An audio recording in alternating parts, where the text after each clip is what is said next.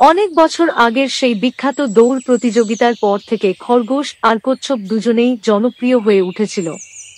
কিন্তু খরগোশের অহংকার ভাঙলেও তার মন থেকে হিংসা দূর হয়নি।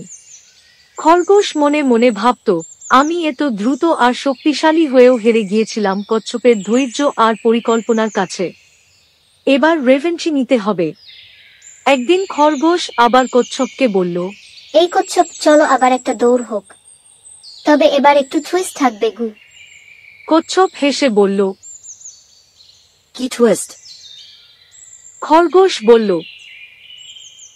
এইবার আমরা দুইজনেই এক একটা দল বানাবো। আমি নিব বনমালা আর তুমি নিতে পারো জলপথ।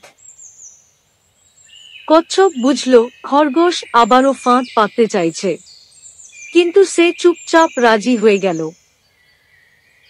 খরগোশ তার দলে নিল বানর, কাঠবিড়ালি আর চিতা। সবাই দুর্দান্ত দৌড়বিদ। কচ্ছপ বেছে নিল হাঙর, কাক আর কুমির। তারা ধীর হলেও বুদ্ধিমান। প্রতিযোগিতা শুরু হলো।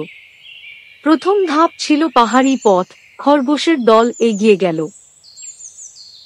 দ্বিতীয় ধাপ ছিল নদী পার হওয়া, কচ্ছপের দল সেখানে এগিয়ে গেল। এরপর ছিল এক বিশাল জঙ্গল যেখানে পথ বোঝা কঠিন।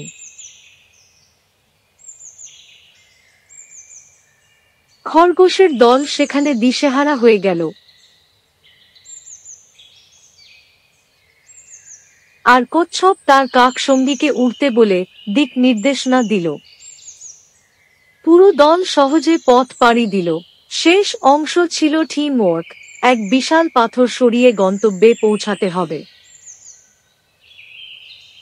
খরগোশের দল ঝগড়ায় ব্যস্ত হয়ে গেল, কেউ কাউকে সাহায্য করছে না।